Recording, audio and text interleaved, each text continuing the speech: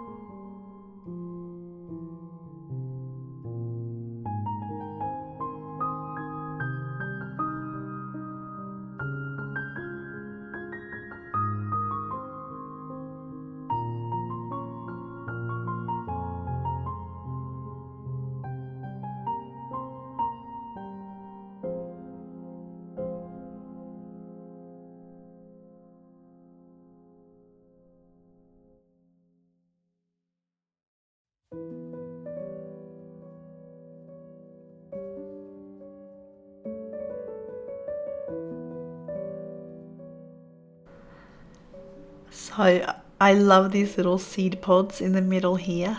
We had a tree outside my house when I was little, and it was this sort of tree with these little pods, and we used to crack those open, so you can crack it down the middle there, and then you can open it, and then we used to put it on our noses. So we used to stick these little seed pods on our nose to make like a little extra long nose. And I used to remember it was lots of fun doing that. We had lots of laughs. So have you got any little nature memories or anything like that that brings you a smile to your face? Because this sure did when I saw these, and that's why I decided to color this picture, because they brought up some good memories.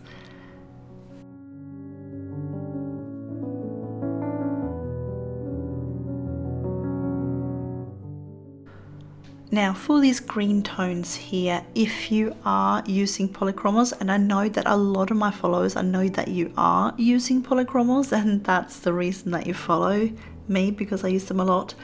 So I'll just let you know, if you're going to use Polychromos with this, you can use your juniper green and your earth green. For the darker green, you could go with the chrome oxide. There's also some of the darker olive tones that would be fine to use for instead of these colors that I've got now.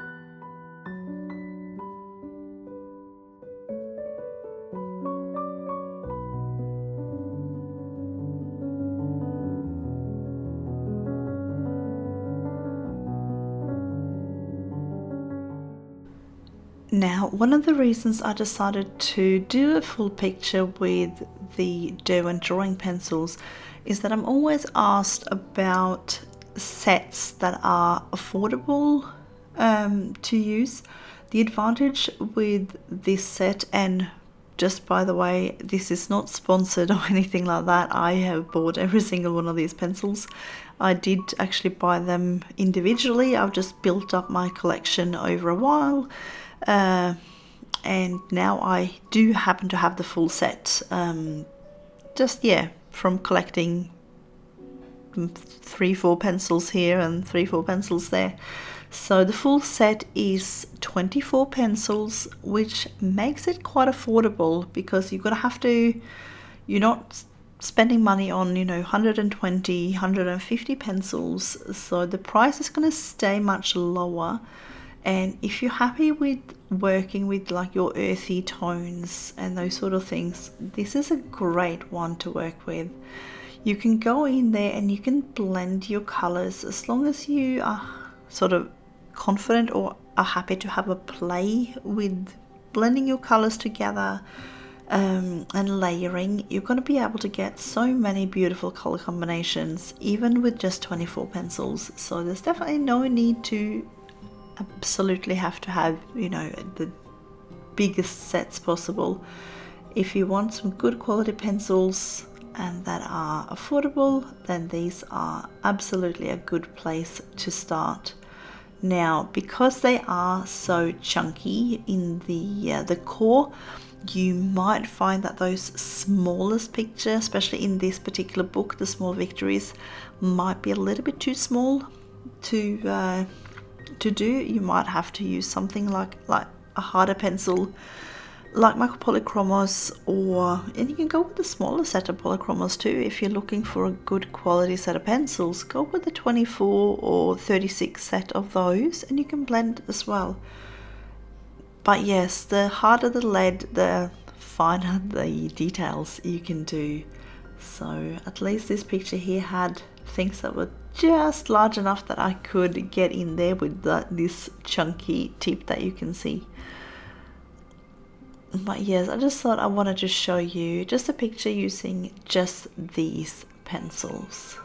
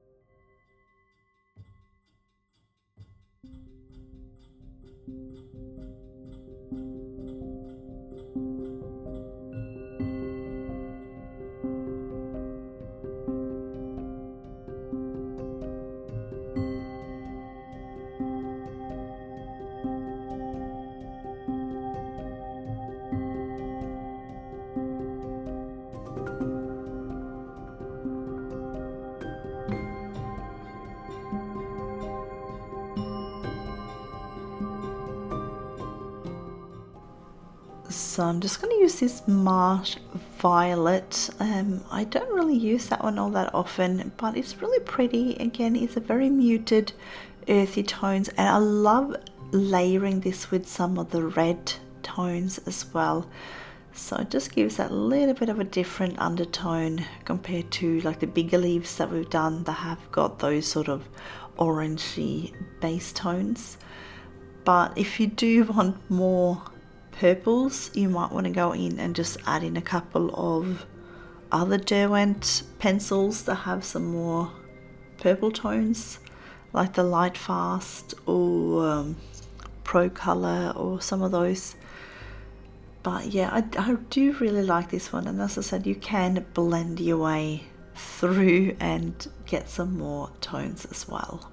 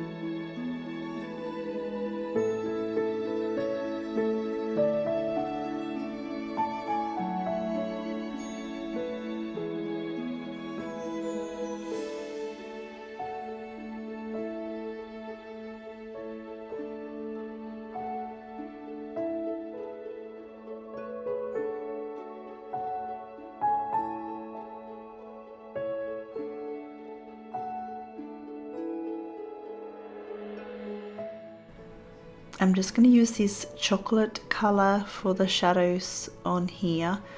The black in this set actually is beautiful. It's a great one to use with other pencils as well if you want some really dark, rich shadows. But this, the chocolate one, is really nice with these red tones as well, and gives a nice sort of dark shadow that you can blend in. So as you can see here, these blend really beautifully. They are nice and smooth and creamy colors. So if you like your Prisma colors, you'll probably, I think you're gonna like these ones, as long as you can get used to the fact that they are a little bit more chunky. So they're absolutely beautiful, and I love these.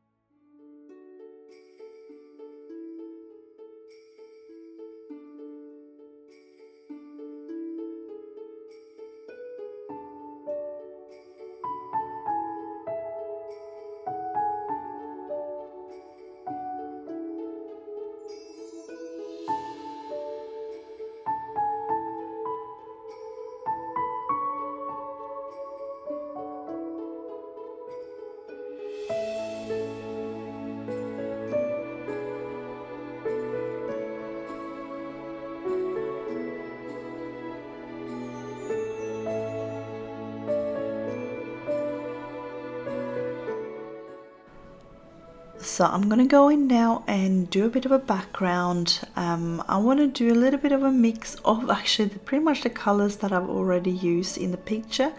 So behind the sort of orangey, yellowy, red sort of colors, I'm going to use my green because it's the complementary color. It's on the opposite end of the color wheels, so they will work out really well. And then I'm going to mix in, so behind the green areas, I'm then going to do the exact opposite. I'm going to use my sort of yellowy, orangey kind of tones in there, just to, and I'll blend them all together so they're gonna look nice and mixed. But I think it's gonna look nice. It'll be like in, you know, in a forest, you have all these colors mixing together, and it's gonna look, I think it will look really nice. Now I forgot that I had zoomed in a bit on here, so I did forget to move the camera down. But yeah, I'm just doing the same thing, the top and the bottom, with this green color.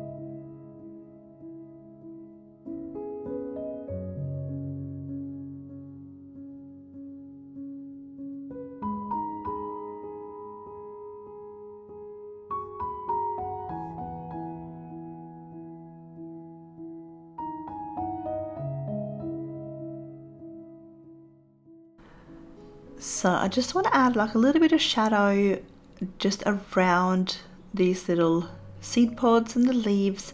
So I'm going in a little bit darker, just directly behind them, and that way, especially the lighter areas will stand out a little bit more in the foreground when we have that background in there as well. So I'm just mixing these colors together and making sure that they overlap nicely. I'll be layering a few times. with these sort of wax pencils, you don't necessarily have to layer if you don't want to. I just like the effect that it brings when I do. So I kind of use a little bit of my Polychromos techniques with these colors as well, just because I feel like it gives that little bit more. But absolutely, you don't have to do that. You can just go in a little bit harder if you want to, just with the single colors, or just make like a gradient or something like that. And I'll probably go in either with my, maybe like my black or my brown, the chocolate color later on, and do a proper shadow underneath a few of these leaves and seed pods and stuff as well. I think usually I probably would go in, I'm just looking at the time now, I probably would go in and remove the outlines, but I have a feeling that I'm going to be running out of time before I get quite to that point. I just really want to make sure that we get the colors on point before I do anything like that. So if I get time at the end, I might, but if I don't, I'm going to completely leave it. As I said, this is a 1 hour challenge, and when that clock is up, I'm done. So I'm just wanted to make sure that we get the colors in place first.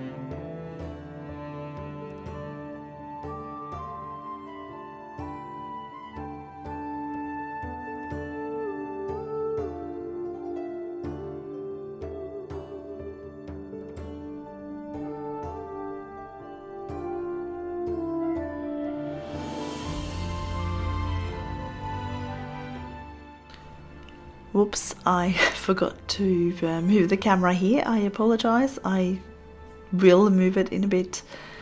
But yes, I just did exactly the same. Just blended out the colors with this wheat and just sort of made sure that it faded out into the sort of ivory background that we already have. So I did that all the way down to the bottom, same way as I did it up the top here.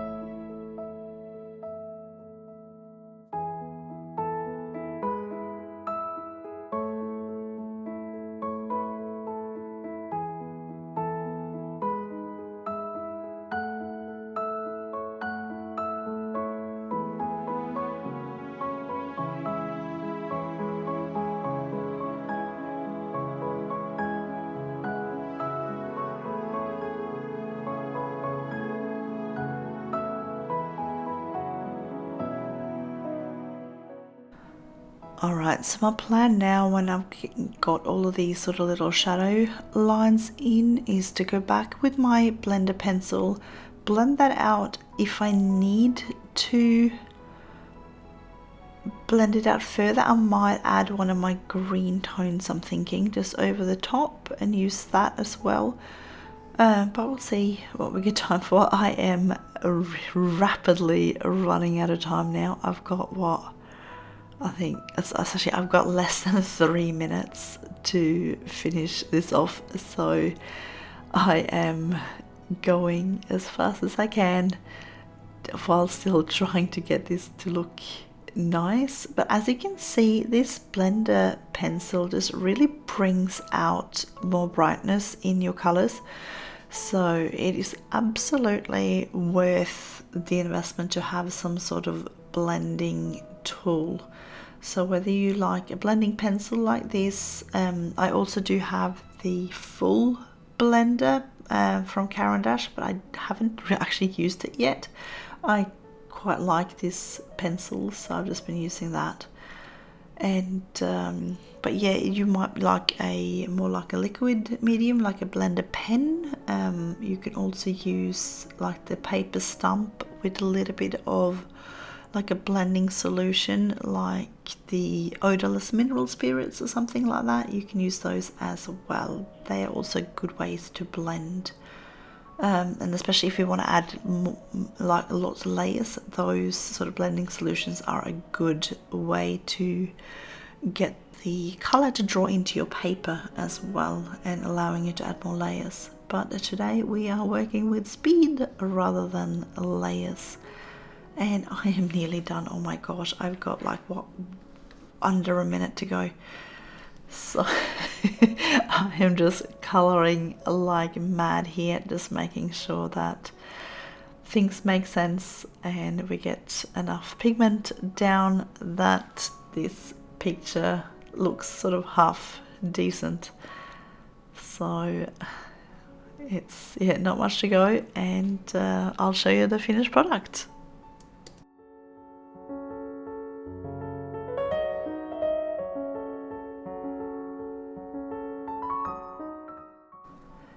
Ta-da! There we go. That was 1 hour on the dot. We've got our Derwent Drawing pencils that we used today with my Caran blender pencil, and I'm super happy. It's a nice and bright picture. The colors are vibrant, which is to do with the blender, and we did it in 1 hour. So I hope you enjoyed following along. If you did, or just watching and got some new ideas, I wish you all a colourful day, and I will see you again next time.